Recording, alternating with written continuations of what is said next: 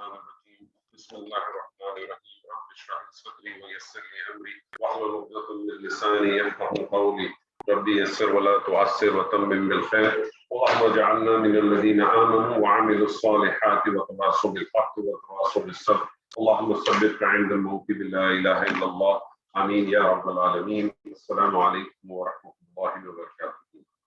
الحمدللہ ثم الحمدللہ. رمضان کریم کا مبارک مہینہ گزارنے کے بعد ہم ایک نئے سیشن کے ساتھ آپ کے سامنے حاضر ہیں اس قرآن کی زبان کو سمجھنے کے لیے. ذہن میں اس بات کو اچھی طرح سے بٹھا لیں کہ ہماری جو کلاس ہے یہ قرآن کی زبان کو سمجھنے کے لیے، قرآن کی عربک گرامر کو سمجھنے کے لیے. اس زبان کو سیکھنے کے بعد، اس گرامر کے سیشن کے بعد آپ کو عربی بولنے شاید نہیں آئے، نہ ہی شاید لکھنے آئے، لیکن آپ کو قرآن کی انشاءاللہ تعالی زبان بھی سمجھ میں آئے گی، اس کے صیغے بھی سمجھ میں آئیں گے، اور آپ کو یہ بھی سمجھ میں آئے گا کہ قرآن کا ترجمہ ہوتا کس طرح سے کیا جاتا ہے. اور سب سے بڑی بات یہ کہ جتنی آپ محنت کریں گے اللہ تعالیٰ آپ کو اتنی ہی آپ کے اندر وسعت پیدا کرے گا، اور اس وسعت کا انجام یہ ہوگا کہ آپ قرآن کو اسی طرح سے پڑھیں گے، مثلا جس طرح سے آپ کوئی انگریزی کا اخبار پڑھتے ہیں. اس کلاس کے کچھ بنیادی اصول ہیں جو میں چاہتا ہوں آپ کے ذہنوں میں رہنے چاہیے. ایک تو اصول بہت سادہ، بہت آسان کی کوشش کریں کہ اس میں چھٹی نہ ہو، کیونکہ یہ ایک پروسیس ہے، ایک چین ہے پوری.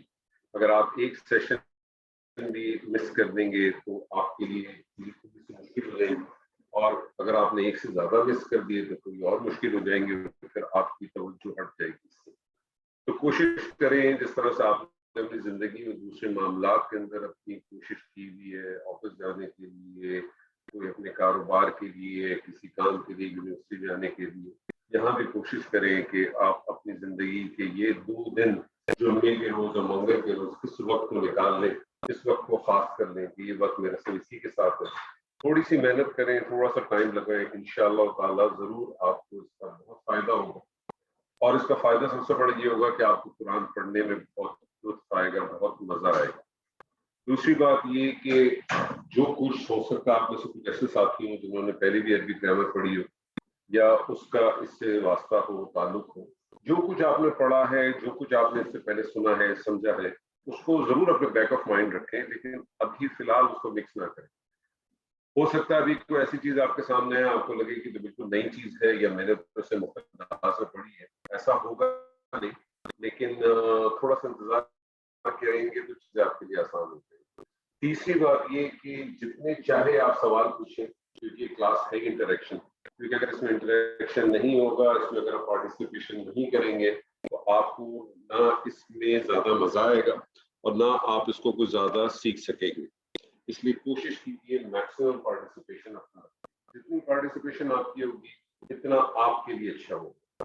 تو جتنے سوالات پوچھنے چاہتے ہیں آپ پوچھیں، آپ کو اجازت ہے، لیکن شرط یہ ہے کہ سوال آپ کے صرف اور صرف اس چیزوں پہ ہونے چاہیے جو چیزیں آپ پڑھ چکے ہیں، یا ان چیزوں پہ ہونی چاہیے کہ جو آپ پڑھ رہے ہیں. مستقبل کی کوئی چیز نہ پوچھیں، کیونکہ مستقبل کی چیز پوچھنے کا مطلب ہے اپنے لیے مزید آپ ایک کنفیوژن اپنے لیے بھی کھڑا کریں گے اور دوسروں کے لیے بھی کھڑا کریں گے. تو یہ تو چند ایک بنیادی چیزیں. باقی اللہ سبحانہ تعالیٰ کا یہ کلام ہے. اللہ تعالیٰ خود فرماتا ہے وَلَقَدْ يَسَّرْنَا الْقُرْآنَ، کہ ہم نے اس کو بلا شبہ بہت آسان بنا دیا. فَهَلْ مِن مُدَّكِرٍ، کون ہے جو اس میں سے کچھ حاصل کر سکتا ہے، کہ اس میں سے فائدہ اٹھا سکتا ہے. یہ جو ذکر ہے، ذکر کے ایک معنی جو ہے وہ یاد کرنے کے بھی ہے، ذکر کے ایک معنی نصیحت کے بھی ہے، ذکر کے ایک معنی یاد دلانے کے بھی ہے. تو قرآن مجید کو اللہ تعالیٰ نے بہت آسان بنا دیا ہے. جو چاہے اس کو یاد کرنا چاہے وہ یاد بھی کر سکتا ہے، جو چاہے اس سے نصیحت حاصل کرنا اس سے نصیحت بھی حاصل کر سکے. لیکن نصیحت اس وقت ہی حاصل ہوگی جب آپ اس کو سمجھ سکیں گے. تو کوشش یہی کرنی ہے، کیونکہ کبھی آپ نے اپنی زندگی میں جب کوئی انگلش کا ناول پڑھا ہوگا یا اخبار پڑھا ہوگا یا کوئی اپنی اسکول کی، کالج کی، یونیورسٹی کی بکس پڑھی، تو آپ اس کے ساتھ ڈکشنری لے کے نہیں بیٹھتے. ڈکشنری آپ استعمال کرتے ہیں اس جگہ پہ جب آپ کو کوئی خاص مسئلہ آ جاتا ہے. باقی اگر آپ کو بہت سارے الفاظ کے معنی نہیں بھی آتے تو آپ مفہوم پھر بھی کچھ نہ کچھ طریقے سے اس کا سمجھ لیتے. لیکن یہ بڑی بدقسمتی ہے عربی زبان کے ساتھ اور خاص طور پہ قرآن کے ساتھ کہ کائنات کی واحد کتاب ہے جو سب سے زیادہ پڑھی جاتی ہے بغیر سمجھے. یہ واحد کتاب ہے جو کائنات کی جو سب سے زیادہ پڑھی جاتی ہے لیکن بغیر سمجھے. اور بدقسمتی سے ہمارے بر صغیر میں تو یہ عالم ہے کہ جو ہمارے حفاظ ہیں حافظ القرآن ہیں وہ بھی اس چیز سے بہت دور. اللہ تعالیٰ سے دعا ہے اور اسی دعا کے ساتھ ہم اس اپنے سیشن کو شروع کریں گے. رب اشرح لی صدری ویسر لی امری واحلل عقدۃ من لسانی یفقهوا قولی رب یسر ولا تعسر وتمم بالخیر. کہ اللہ تعالیٰ ہمیں اور آپ دونوں کو ہمارے ذہنوں میں ہمارے دلوں میں وسعت عطا فرمائے اور ہمیں ہمت دے استقامت دے کہ ہم اس چیز کو لے کے آگے چلیں.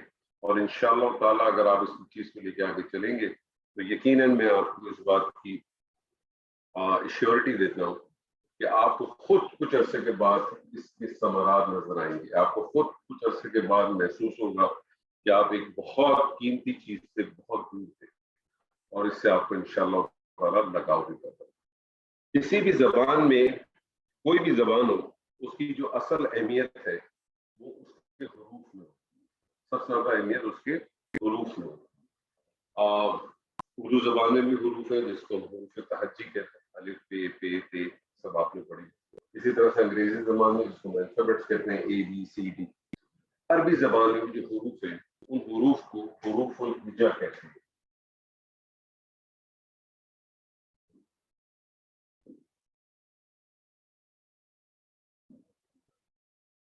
یہ جو حروف الہجا ہیں اس کی تعداد ہے 28 لیکن کچھ لوگ اسے 29 بھی کہتے ہیں.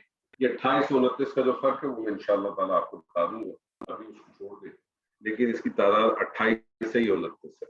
اور عربی زبان کے جو حروف ہیں اور جو اردو زبان کے حروف ہیں وہ ایک ہی طرح ہیں.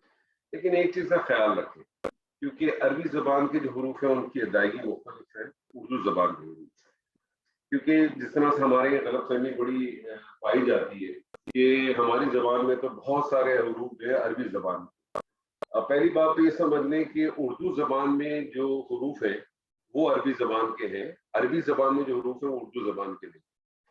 لیکن فرق یہ آیا کہ ہم نے بہت سارے وہ الفاظ جو عربی زبان کے اندر استعمال ہوتے ہیں وہ اردو زبان میں بھی ہم نے استعمال کیے.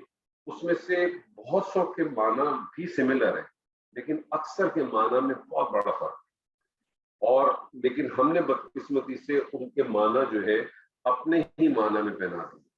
یعنی عربی زبان کے اندر جو ہے اس کا معنی مختلف ہے.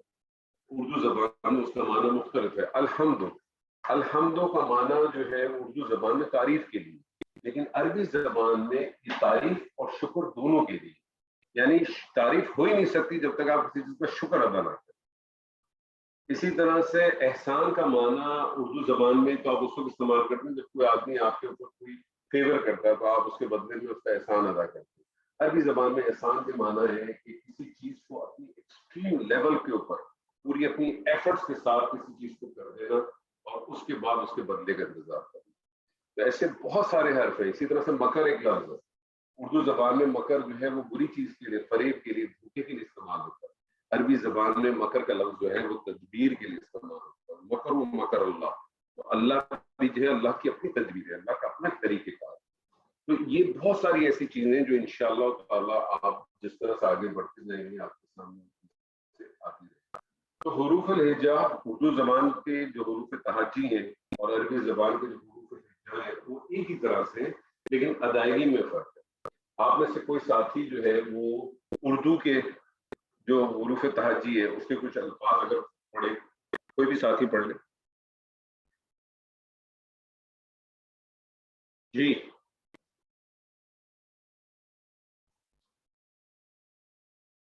جی سر آپ لوگوں کو آواز آ رہی ہے میری؟ آ رہی ہے جی. سر کوئی حروف پڑھ دیں ذرا اردو زبان کے جو ہے.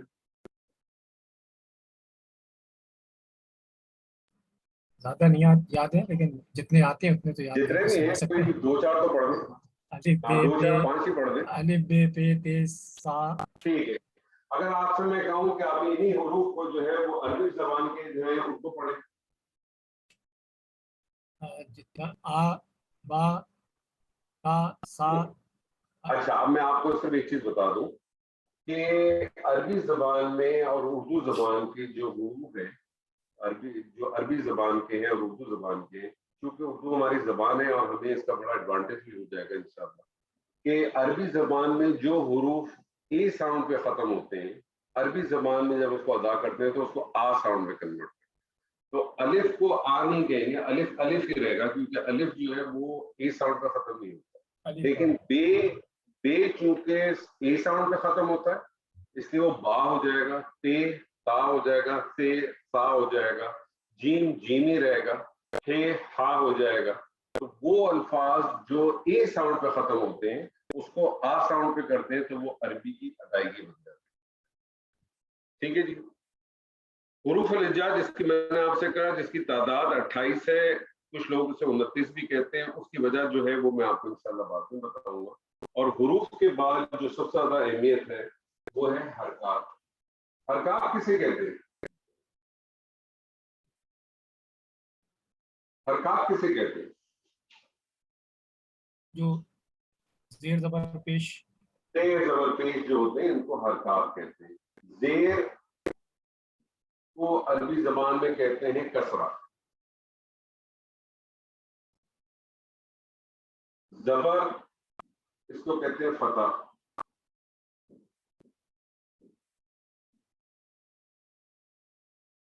پیش اس کو کہتے ہیں دمہ۔ اور کہیں کہیں آپ نے دیکھے ہوں گے کہ دو حرکتیں اکٹھی ہوتی ہیں، دوہری حرکت ہوتی ہے۔ وہ دوہری حرکت جو ہے وہ دو زبر بھی ہو سکتے ہیں، وہ دو پیش بھی ہو سکتے ہیں، وہ دو زیر بھی ہو سکتے ہیں، اس کو تنوین کہتے ہیں۔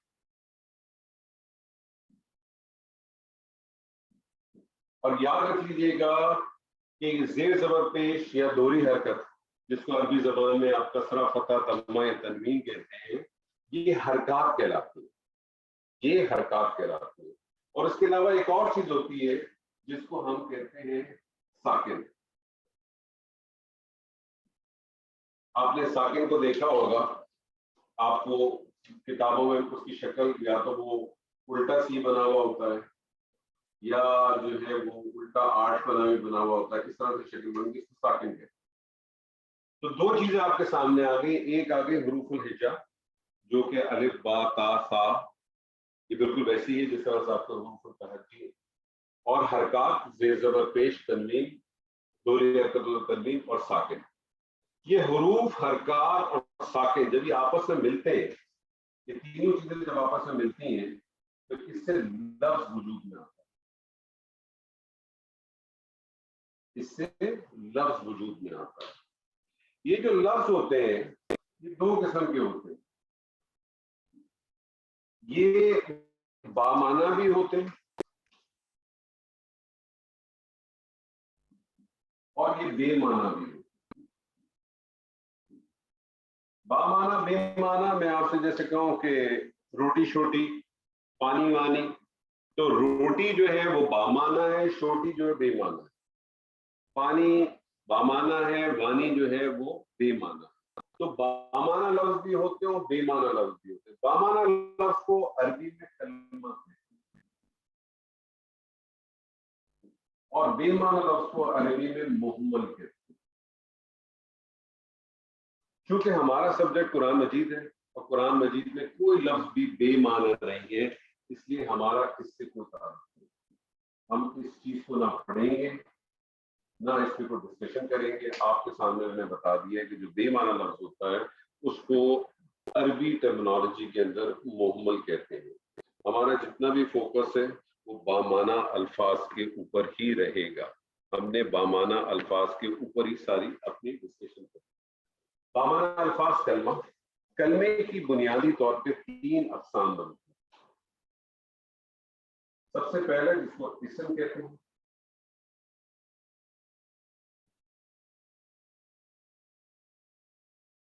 دوسرا فعل اور تیسرا حرف۔ حروف حرکات سکنات جب ملتے ہیں اس سے لفظ وجود میں آتا ہے۔ لفظ بامعنی بھی ہوتا ہے، بے معنی بھی ہوتا ہے۔ جو بامعنی ہوتا ہے اسے کلمہ کہتے ہیں. جو بے معنی ہوتا ہے اسے محمل کہتے ہیں. بامعنی کلمہ اس کی 3 اقسام ہیں: اسم، فعل اور حرف. آپ میں سے کوئی صاحب مجھے بتا سکتے ہیں اسم سے کیا مراد ہے؟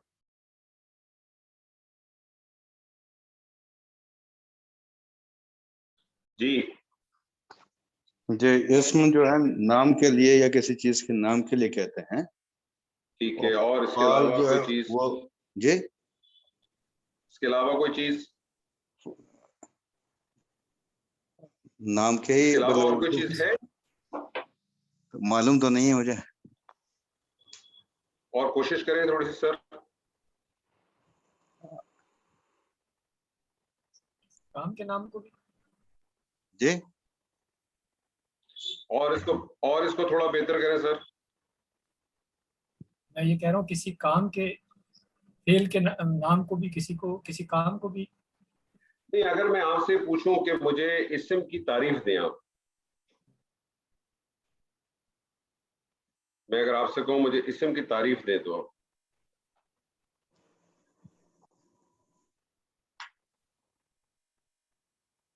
اسم کی تعریف تو وہی ناؤن جیسی تعریف ہم لوگ سمجھتے ہیں ہوگا. اس سے ظاہر سے بات ہے زیادہ ہی ہوگی، تبھی آپ پوچھ رہے ہیں سوال، لیکن معلوم تو نہیں مجھے.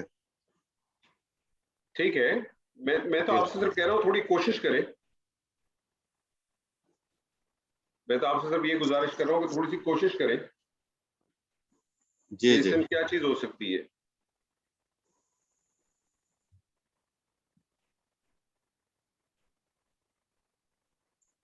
اسم جیسے کوئی بھی چیز جو فزیکل ہے، جو موجود ہے، اس کو یا چلے میں آپ کی مشکل کو حل کر دیتا ہوں. اسم کہتے ہیں، اسم ایسے کلمے کو کہتے ہیں، کلمہ ہے نا، بامعنی ہے. اسم ایک ایسا کلمہ ہے جو اپنا معنی اور مفہوم خود بیان کرتا ہے کسی دوسرے کلمے کی مدد کے بغیر.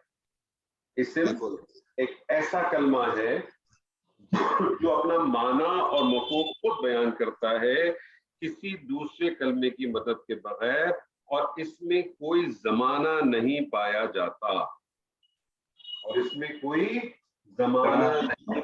جاتا. میں آپ کو کہتا ہوں، آپ کے سامنے رکھتا ہوں، یہ کیا ہے؟ مارکر ہے. مارکر اسم ہے نا؟ یہ اسم ہے کہ نہیں ہے؟ جی ہے. مارکر اسم. اگر میں آپ سے کہوں مارکر، تو مجھے بتائیں یہ لفظ مارکر اپنی بات خود بیان کر دیتا ہے نا؟ بالکل.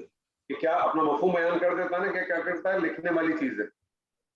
تو اسم ایک ایسا کلمہ ہے جو اپنا معنی اور مفہوم خود بیان کر دیتا ہے کسی دوسرے کلمے کی مدد کے بغیر، اور اس میں زمانہ نہیں پایا جاتا. اس میں زمانہ نہیں پایا جاتا.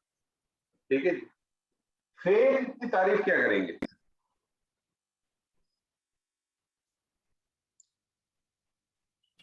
فعل کی تعریف میں پھر وہی کسی چیز کو کرنے کو بیان کرتا ہو، جس سے اس میں زمانہ بھی ہوگا کہ پہلے کے وقت میں ہوا، کہ ابھی ہو رہا ہے یا آئندہ ہوگا، مستقبل ہو. جی ٹھیک ہے. اور تھوڑی خوبصورت کریں اس کی بات کو، اسی بات کو تھوڑا اور خوبصورت کر دیں سر.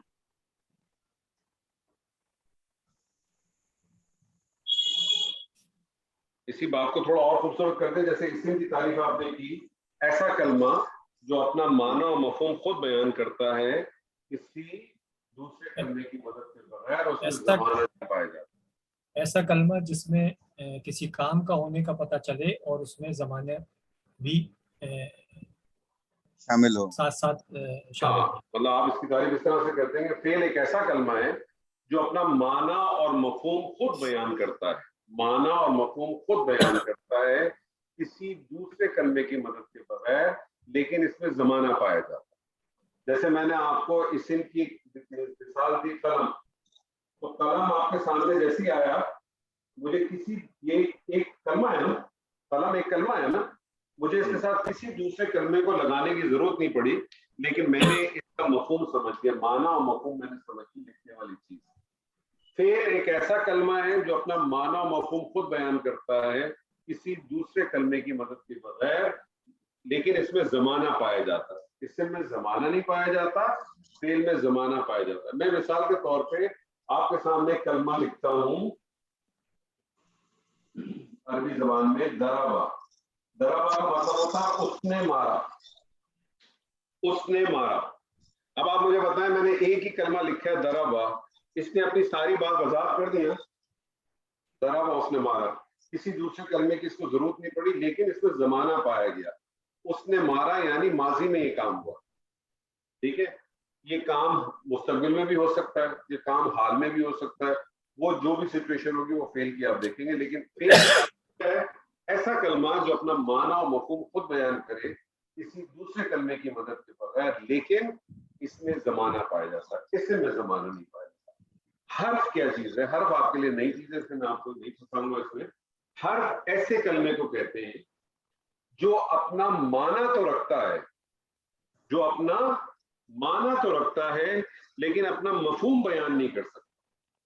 जो अपना माना तो रखता है, मफहूम बयान नहीं कर सकता जब तक उसे दूसरे कलमे यानी इस्म या फेल की मदद हासिल ना, उसको जब तक इस्म या फेल की मदद हासिल ना हो। मिसाल के तौर पे मैं आपके सामने एक रखता हूं कलमा अला। अला के क्या मानी है? अला के मानी है पर। अला का जो माना है वो क्या है? पर। मैं आपसे सुबह से शाम तक कहता हूं पर पर पर पर पर पर पर, आपको कोई चीज समझ में आएगी? नहीं आएगी। लेकिन अगर मैं आपसे कहूं अला कुर्सी, कुर्सी पर, तो अब ये बात वाज़ेह हो गई ना। अब अल्लाह आपको वाज़ेह हो गया, अब अल्लाह आपको वाज़ेह हो गया। उसको दूसरे करने की मदद मिली, उसको एक दूसरे इस्म की मदद। तो हर्फ किसे कहते हैं? ऐसे कलमे को कहते हैं, हर्फ ऐसे कलमे को कहते हैं जो अपना माना तो रखता है लेकिन अपना मफहूम बयान नहीं कर सकता जब तक उसे दूसरे कलमे की मदद ना। ठीक है जी। तो अरबी जबान में चाहे वो आप कुरान मजीद पढ़ें, चाहे आप अहादीस पढ़ें, चाहे आपको अरबी का मैगजीन पढ़ें, लिटरेचर पढ़ें, उसमें जो भी आपके सामने लफ्ज आएगा जिसे हम कलमा कहते हैं, वो कलमा या तो इस्म होगा या फेल होगा या हर्फ होगा। ये तीन चीजें होंगी, चौथी चीज कोई नहीं होगी। तो बुनियादी तौर पे आपने तीन चीजें पढ़नी है, बल्कि टेक्निकली तो आपने तीन चीजें भी नहीं पढ़नी, दो ही चीजें पढ़नी है, इस्म और फेल। हर्फ तो इन बिटवीन खुद ब खुद आएगा, हर्फ तो इन बिटवीन, तो हम बुनियादी तौर पे दो ही चीजें पढ़ेंगे, इस्म और फेल। तो इंशाअल्लाह ताला आज आपके साथ हम कोशिश करेंगे इस्म को शुरू करने की, एक बेसिक स्ट्रक्चर आपके सामने। लेकिन उससे पहले मैं चाहता हूँ अगर कोई साथी एक्सप्लेन कर दे जो बात हमने अब तक की। जी सर।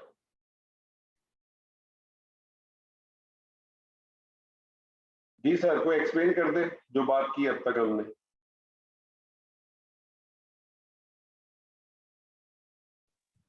इसमें वो कलमा है जो अपना माना और मफहूम खुद बयान कर सकता है। पूरा पूरा एक्सप्लेन करें जो आप बात अब तक। अच्छा, शुरू से जी जी, तो मतलब हर्फ से शुरू करना है। शुरू जो कुछ आप अब तक पढ़ा है उसके बारे में अपने अल्फाजों में बता दें सर। अरबी ज़बान में 28 से 29 अल्फाज हैं, ठीक है। जिसका बयान, जिसकी जो तशरीह इंशाअल्लाह वो बाद में किसी और क्लास में हो जाएगी। जो अल्फाज ए साउंड पे ख़त्म होते हैं उसके बारे में अनवर थोड़ा सा फिर दोबारा से। मैंने आपसे कहा था कि अलिफ है जैसे अरबी ज़बान की अदायगी, अरबी ज़बान हुरूफ की अदायगी और उर्दू ज़बान की हुरूफ की अदायगी का मुख्तसर सी चीज़ को नोट कर लें। आवाज़ थोड़ी ख़राब हो गई। वो अल्फाज जो अरबी उर्दू ज़बान में ए साउंड पे ख़त्म होते हैं और अरबी ज़बान में उसे आ साउंड में कन्वर्ट करते हैं, तो अरबी की अदायगी बन जाती है। यानी बे को बा कर देते हैं, ते को ता कर देते हैं, जीम को जीम ही रहने देते हैं, अलिफ को अलिफ ही रहने देते हैं, दाल को दाल ही रहने देते हैं, लेकिन रे को रा कर देते हैं। उसके बाद जो हमने बात सुनी, जो आपने बताई, वो उनके हरकत के बारे में। ठीक है। जैसे ज़ेर को हम कसरा कहते हैं अरबी में, ज़बर को हम फतह कहते हैं, पेश को हम जुम्मा कहते हैं, और जो दो ज़बर दो ज़ेर लगाते हैं उसको तनवीन कहते हैं। हुरूफ प्लस हरकत मिलकर इस्म बनाते हैं, और इसी में एक ऐसा कलमा है जो हुरूफ प्लस हरकत बनके लफ्ज बनते हैं, हुरूफ हरकत मिलकर लफ्ज बनते हैं। इसी انور آواز बनते, खराब हो लफ्ज रही है आपकी, बनते. انور आवाज हुरूफ खराब हो रही है. हरकत साकिन मिल, मैं आपसे कह रहा हूँ हुरूफ हरकत साकिन मिलके क्या बनते हैं? लफ्ज, लफ्ज अल्फाज, बनते, लफ्ज. इस्म नहीं बनते, लफ्ज ठीक. बनते. हमारी लफ्ज आवाज खराब हो बामाना गई भी है, होता और आवाज खराब हो गई है. तो लफ्ज जो है, मैं आपसे कह रहा हूँ हुरूफ हरकत साकिन मिलके लफ्ज बनते हैं. लफ्ज बामाना भी होते हैं और बेमाना भी होते हैं. ठीक है. लफ्ज जो है वो बामाना भी होते हैं और बेमाना भी होते हैं. और ये जो बामाना लफ्ज होता है उसे कलमा कहते हैं. आगे चलें. उसके बाद इस्म का बताया आपने. इस्म एक ऐसा कलमा है जो जो अपने मायने खुद बयान करता है और किसी की मदद के बगैर, और उसमें ज़माना नहीं पाया जाता. उसके बाद फेल की बात हुई है. फेल एक ऐसा कलमा है जो अपने मायने और मफहूम को खुद बयान करता है, लेकिन उसमें ज़माने का भी पता चलता है. ठीक है. हुरूफ ऐसा कलमे को कहते हैं जो अपने मायने तो रखता है लेकिन दूसरे कलमे की मदद के बगैर अपने मफहूम नहीं रखता, अपना मफहूम नहीं बयान कर नहीं सकता. बता तो हम इंशाल्लाह आज जो है इंशाल्लाह हम इस्म के हवाले से बात शुरू करेंगे. हम पहले इस्म को शुरू करेंगे और कोशिश करेंगे कि उसको आसान से आसान तरीके से रखें आपके सामने. और जब हम इस्म को शुरू करेंगे तो इस्म की बुनियादी चीजों को लेते हुए चलेंगे और फिर इंशाल्लाह उसके अंदर जो भी दूसरी चीजें आएंगी उसको शामिल करेंगे.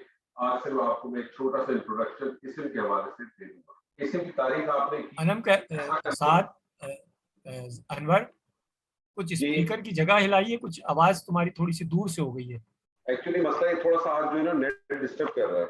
हाँ, ये मैं तो कल तो बिल्कुल नहीं था, आज तो फिर भी है. ठीक है, फिर तो समझ में आ गया. इस्म बेसिकली क्या है? इस्म एक ऐसा कलमा है जो अपना माना और मफहूम खुद बयान करता है किसी दूसरे करने की मदद के बगैर, और लेकिन इसमें जमाना नहीं पाया जाता. इस्म की बुनियादी तौर पे अगर देखा जाए, इस्म की अगर बुनियादी तौर पे देखा जाए तो दो इकसाम बनती हैं. इस्म की बुनियादी तौर पे दो इकसाम बन जाती है. एक जिसको हम ज़ात कहते हैं और एक जिसे हम इसमें सिफात कहते हैं. इसमें जात का क्या माना है? इसमें जात का माना है, इसमें जात जो अपना जाती वजूद रखती है. इसमें जात को कैसे डिफाइन करेंगे कि हर वो कलमा, हर वो इस्म जिसको सुनने के बाद या लिखने के बाद या पढ़ने के बाद आपके जहन में उसका कोई वजूद आ जाए. इसमें जात को अगर आपने डिफाइन करना हो तो इसमें जात क्या है? जिसको पढ़ने के बाद, सुनने के बाद, लिखने के बाद आपके जहन में उसका कोई वजूद दाखिल हो जाए, वो इसमें जात कहलाता है. क्लियर है यहां तक? बिल्कुल ठीक है. अब इस हवाले से अगर आप देखें तो आप बता सकते हैं क्या क्या चीजें इसमें जात में आ सकती हैं? कुर्सी है, मेज है, किसी शख्स का नाम है, ये सारी चीजें. उसको डिफाइन करें ना, उसको डिफाइन करें. चीज को जितना एक्सप्लोर करेंगे आपके लिए अच्छा होगा. इसमें जात किसको कहते हैं? जिसको सुनने के बाद, देखने के बाद, जिसको सुनने के बाद, पढ़ने के बाद, लिखने के बाद आपके जहन में उसका कोई फाका आ जाए, वो इसमें जात कहलाती है. ठीक है ना जी? तो अब आपके जहन में क्या क्या चीजें आ सकती है? इसमें जात क्या हो सकती है कि किसी शख्स का नाम हो सकता है ना, किसी शख्स का नाम हो सकता है ना, जाहिर जिसको कहते हैं आप. ये किसी चीज का नाम हो सकता है जैसे कलम. ये किसी जगह का नाम हो सकता है जगह का नाम. जैसे मस्जिद. ये किसी शहर या मुल्क का नाम हो सकता है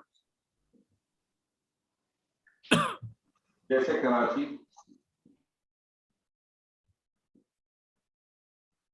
ठीक है जी? اس میں ذات کیا چیز ہے؟ اس میں صفات کیا چیز ہے؟ سوری، اس میں صفات کیا چیز ہے؟ جس میں کسی کام یا کا پتہ، کسی کے عمل کا یا کسی کام کا پتہ چلے. اس میں صفات کیا ہے کہ اس میں ذات کے بارے میں کوئی اچھائی یا برائی بیان ہو. اچھا ہاں صحیح سر. اس میں ذات، کیونکہ اس میں صفات جو ہے، اس میں صفات وہ محتاج ہے کس کی؟ اس میں صفات محتاج ہے کس کی؟ اس میں ذات کی. اس میں ذات کی، کیونکہ جب تک ذات نہیں ہوگی اس کی صفات نہیں آ سکتی. جب تک ذات نہیں ہوگی اس کی صفات نہیں آ سکتی. تو اس میں ذات، اس میں صفات محتاج ہے اس میں ذات کی. تو اس میں ذات کیا چیز ہے جس میں اس میں ذات کی کوئی برائی کو بیان کیا جائے.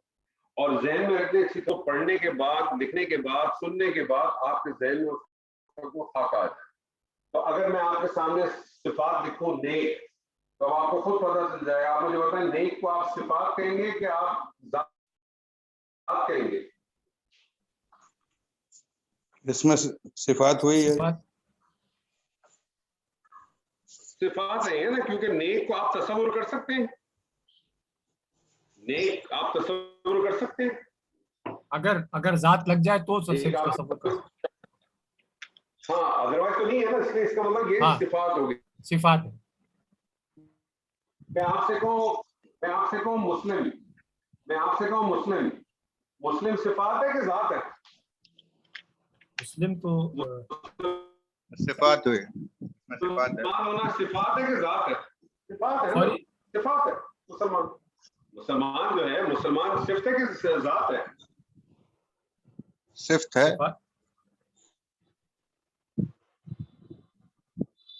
صفت ہے نا، صفت ہے. کیونکہ آپ کے ذہن میں کوئی تصور آ ہی نہیں سکتا کہ مسلمان کیسا ہوگا. کیسے لائیں گے آپ تصور؟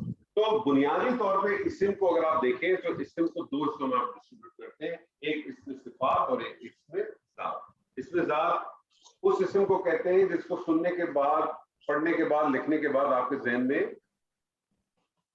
اس کا کوئی خاکہ آ جائے. تو اس صورت میں اگر دیکھا جائے وہ کسی شخص کا نام ہو سکتا ہے، کسی چیز کا نام ہو سکتا ہے، کسی جگہ کا نام ہو سکتا ہے.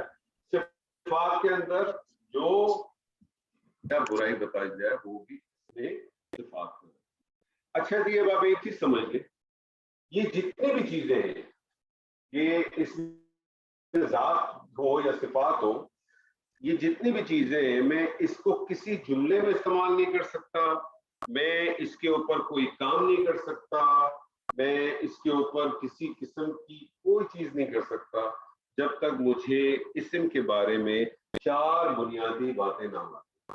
جب تک مجھے اس کے بارے میں 4 بنیادی باتیں نہ معلوم ہو، میں کچھ بھی نہیں کر سکتا. وہ 4 باتیں بنیادی کون سی ہیں؟ سب سے پہلی چیز ہے جنس، جسے آپ انگریزی زبان میں جینڈر کہتے ہیں.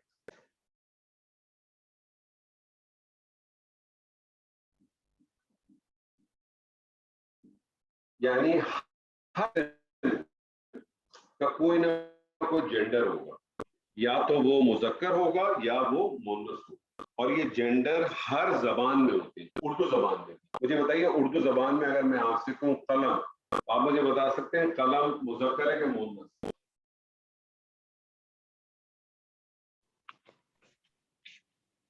کوئی جملہ بنا دے، قلم کے حوالے سے کوئی جملہ بنے. اردو میں پوچھ رہے ہو؟ عربی میں؟ اردو میں تو میرا قلم اردو کی بات کر رہا ہوں. مذکر ہے. اردو میں تو مذکر ہے میرا قلم، یا ہمارا قلم، تمہارا قلم. میرا قلم، ہاں جملہ بنا ہے نا. یہ میرا قلم ہے، یہ میرا قلم مہنگا ہے. تو آپ کو پتہ چلا کہ قلم جو ہے مذکر ہے. میں آپ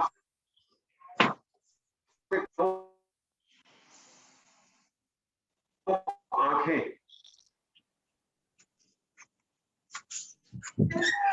نہیں، نیٹ ورک کی وجہ سے آواز بالکل آنکھیں مذکر ہے کہ مؤنث ہے؟ مؤنث ہے. میری آنکھیں मैं कह मेरी रहा आंखें हूँ देखती आंखें, हैं, मेरी दोनों आंखें देखती आंखें, हैं। आंखें क्या है? आंखें क्या है? मोनस है। तो मोहनस। आंखें मोनस है, तो उर्दू जबान में भी हर इस्म का जेंडर मौजूद है, लेकिन चूंकि उर्दू हमारी जबान है इसलिए हमने कभी इसका ख्याल ही नहीं। तो आपको ये मालूम होना पहले हमें सबसे पहले ये मालूम होना चाहिए कि जिस इस्म की हम बात कर रहे हैं, जिस इस्म को हम इस्तेमाल करना चाहते हैं, हमें उसकी जिन्स मालूम होनी चाहिए, उसकी जिन्स क्या है। दूसरी चीज, जिन्स के बाद दूसरी चीज उसका अदद क्या है। अदद यानी नंबर्स।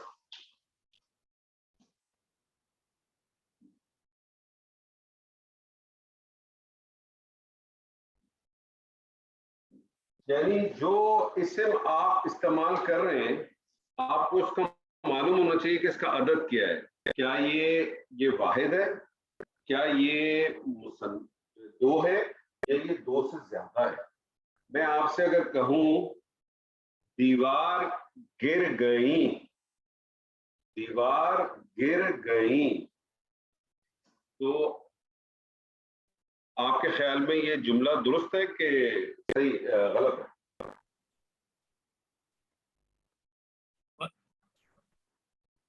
गलत लग रहा है। गलत है ना, क्योंकि दीवार गिर दीवारें गई गिर होना गई। चाहिए, दीवारें गिर गई। ठीक है, दीवारें गिर गई। और इसी तरह से अगर मैं आपसे कहूं कि दीवार गिर गया, तो भी गलत हो गया, क्योंकि यहाँ आपको पता चल गया कि दीवार जो है वो उर्दू जबान में मुन्नस आ रही है, तो दीवार गिर गई आना चाहिए। तो आपको अदद भी मालूम होना चाहिए कि आप जिस इस्म की बात कर रहे हैं, ये इस्म जो है ये इसका अदद क्या है। पहली चीज होगी उसका जिन्स क्या है, दूसरी चीज है उसका अदद क्या है। तीसरी चीज जो आपको मालूम होनी चाहिए वो है इसकी वसअत। वसअत जिसको आप कहें कैपेसिटी। वसअत के माने हैं कि जो इस्म आप इस्तेमाल करना चाह रहे हैं वो खास है कि आम है, यानी वो प्रोनाउन है या कॉमन नाउन है। ये बात भी आपको बहुत अच्छी तरह से मालूम है। जो इस्म आप इस्तेमाल करने जा रहे हैं, ये बात आपको मालूम होनी चाहिए कि वो खास है कि वो आम है। तो वसअत यानी अरबी जबान में आप उसको समझ लें कि हम उसको कहेंगे कि वो, चलो वो जब टर्मिनोलॉजी आएगी उससे बात करेंगे, लेकिन ये मालूम होना कि वो खास है कि आम है। उसकी मिसाल आप इस तरह से ले लें कि मैं आपसे कहूँ लड़कियां, तो मुझे बताएं लड़कियां आपके ख्याल में खास है कि आम है? आम। जी, आम है। आम है। आम है। लेकिन मैं अगर आपसे कहूँ ज़ैनब, खास। खास हो जाएगा। तो आपको ये भी मालूम होना चाहिए कि आप जिस इस्म की बात कर रहे हैं वो इस्म खास है या वो इस्म आम है। और जो चौथी चीज अनवर एक और सवाल है। आखिरी अनवर चीज है, अनवर एक सवाल है। बोले, स्कूल की लड़कियां, ये खास हो जाएगा कि मदरसे की लड़कियां? वो हम वो उस वक्त बात करेंगे। अच्छा, नहीं मैं पूछ, अच्छा सही है, ठीक है। ठीक, तो ये अच्छा, चौथी चीज जो है वो आपके लिए नई है, वो है एराब। एराब को अंग्रेजी में कहते हैं स्टेटस।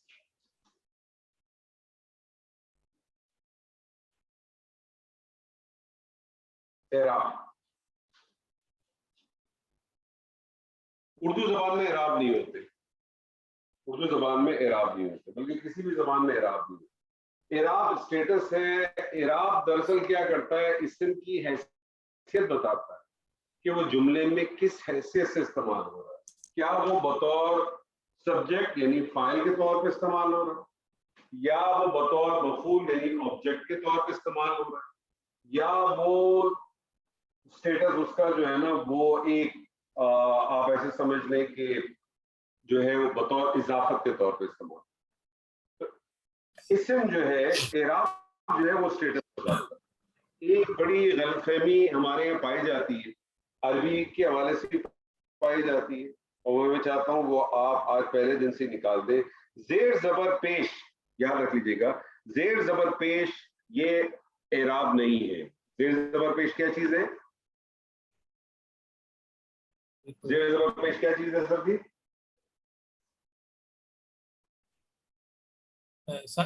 حرکات حرکات ہے. زیر زبر پیش اعراب نہیں ہے, زیر زبر پیش حرکات. جب ہم اس کو ڈیٹیل میں پڑھیں گے تب آپ کو اور زیادہ بہتر طریقے سے پتہ چلے گا. تو بنیادی طور پہ یہ سمجھ لیں کہ ہم نے پہلے جو اپنا پہلا اسٹیپ شروع کرنا ہے, چونکہ اعراب آپ کے لیے نئی چیز ہے تو سیکوینس میں تو میں نے سب سے آخر میں لکھا ہے, لیکن میں پڑھاؤں گا شروع آپ کو انشاءاللہ میں اعراب سے ہی آپ کی ابتدا یہیں سے کراؤں گا. اعراب اگر آپ کو سمجھ آ گئے تو آپ سمجھ لیں کہ آپ کو 50% گرامر سمجھ میں آ گئی. اعراب اگر آپ کو سمجھ میں آ جائیں گے تو آپ سمجھ لیں آپ کی 50% آپ کی جو ہے نا وہ گرامر آپ کی کنٹرول میں آ جائے گی. اور اگر آپ کو اعراب کی جو ہے وہ یوزیج اگر آپ کو آ گیا سمجھ میں تو آپ سمجھ لیں آپ کو 80% آپ کی گرامر آپ کے ہاتھ میں. اتنا امپورٹنٹ ہے. لگتا بہت آسان ہے لیکن تھوڑا سا اس کے اندر وقت لگتا ہے, تھوڑا سا اس چیز کو ان چیزوں کو سمجھنے کے لیے, ان چیزوں کو جانچنے کے لیے. لیکن یہ کہ اعراب سے جو ہے نا وہ عربی بنے گی, یاد رکھیے اعراب سے عربی بنے گی. یہ بہت اچھی طرح سے آپ لوگوں کے ذہنوں میں رہ جانا چاہیے. تو آج کے لیے ہم اتنے ہی رکھیں گے کیونکہ پہلا دن ہے اور میں نہیں چاہتا پہلے دن کو بھول. تو کوئی صاحب اگر دوبارہ ایک دفعہ اس کو ریپیٹ کر دے جو کچھ آج ہم نے پڑھا ہے, تاکہ ایک آپ کا ریویژن بھی ہو جائے گا, بات بھی ذہن میں بیٹھ جائے گی, اور ہم پھر اس سیشن کو آج اپنا یہاں اختتام کریں گے. اور نیکسٹ سیشن سے ہم انشاءاللہ اعراب سے شروع کریں گے, ہمارا مین ہوگا. آج آپ سمجھے صرف آپ کا انٹروڈکشن لیول تک ایک چیز تھی, تاکہ پھر آگے آپ کو اس کے بعد ہم مزید دیکھیں گے. تو کوئی ساتھی اگر ایکسپلین کر دے اس کو پلیز.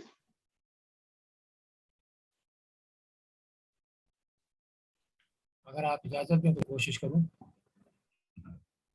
آواز آ رہی ہے؟ بالکل کریں سر. ہاں ہاں بالکل آ رہی ہے. اسم سے شروع کریں نا, وہ تو پہلے ہم کر چکے ہیں.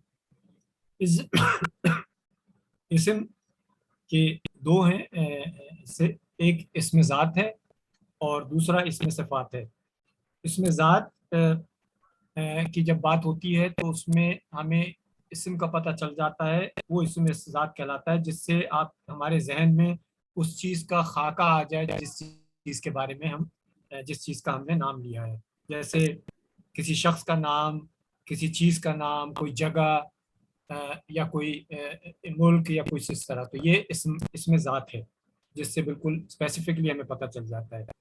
اسم صفات ہیں جو کہ اسم ذات کی صفات بیان کرتے ہیں. جیسے کوئی انسان نیک ہے جیسے نیک تو اس کی اسم صفات ہو گئی, یا کوئی بد ہے تو وہ اس کی اسم صفات ہو گئی. تو اسی طرح یہ صرف صفات وہ ہے جو اسم کے ذات کی کوئی صفت کا کیا کہیں گے اردو میں, کچھ کوئی ورڈ ہے جو صفت تو صفت ہی ہے نا, صفت, یہاں صفت ہے. اس کی آپ یہ کہہ لیں کہ اگر آپ اس کو اردو زبان میں بہت کر رہے ہیں تو آپ یہ بولے کسی اسم ذات کی اچھائی یا برائی کو بیان کر. ٹھیک, کسی اسم ذات کی اچھائی برائی یا کسی اسم ذات کی کمی یا کمی بیشی کو بیان کرنا. صرف یہی ہوتی ہے نا. آپ جب کہتے ہیں کہ یہ گھر کتنا خوبصورت ہے تو گھر خوبصورتی بیان کر رہے ہیں نا, اس کی اچھائی بیان کر رہے ہیں. یہ شخص کتنا برا ہے, آپ اس کی برائی بیان کر رہے ہیں. یہ بلڈنگ کتنی, عمارت کتنی اونچی ہے, تو یہ ساری اس کی صفات ہے. جی آگے چلیں سر. اس کے بعد ہم نے جنس کے بارے میں آپ سے پڑھا. جنس جیسے اور زبانوں میں ہے. نہیں, یہ پھر آپ اس کو کہیں یہاں تک کرنے کے بعد کہ کسی بھی اسم کو نہ آپ اس پہ کوئی کام کر سکتے ہیں, نہ آپ اس کو کسی جملے میں استعمال کر سکتے ہیں, آپ کچھ بھی نہیں کر سکتے جب تک آپ کو اس کے بارے میں 4 چیزیں معلوم نہ. اچھا صحیح, جی صحیح. اس میں جنس وہ 4 چیزیں کیا ہیں؟ جی جنس, مذکر اور مؤنث, اس کے بعد ہے نمبر, عدد, اس کے بعد ہے وسعت, اس کی کیپیسٹی کیا ہے, خاص ہے کہ عام ہے, صحیح. اسم, اور اس کے بعد جو سب سے امپورٹنٹ آپ نے بتایا لاسٹ میں وہ اعراب ہے, اس کا اسٹیٹس کیا ہے, جس کے بارے میں ہم انشاءاللہ نیکسٹ کلاس میں بیسک ہاں بیسکلی اعراب کرتا کیا ہے, اعراب جو ہے وہ حیثیت بتاتا ہے کہ اسم کی کیا حیثیت ہے جملے میں, اور وہی ڈیفائن کرے گا, وہی ڈیفائن کرے گا جو آپ کے سامنے عربی زبان میں لکھا ہو, اور وہاں لکھا ہو قتل داؤد جالوتا, تو یہ آپ کو اعراب ڈیفائن کر کے بتائے گا کہ قتل کس نے کس کا کیا ہے, داؤد نے قتل کیا ہے یا جالوت نے قتل کیا ہے. اگر داؤد نے قتل کیا ہے تو داؤد کیسے پتا چلا کہ داؤد نے قتل کیا ہے, اور کیسے پتا چلے گا کہ جالوت کا قتل ہوا ہے, بات سمجھ رہے. تو یہ اسم ہے جو آپ کو ڈیفائن کر کے دے گا. ٹھیک ہے جی.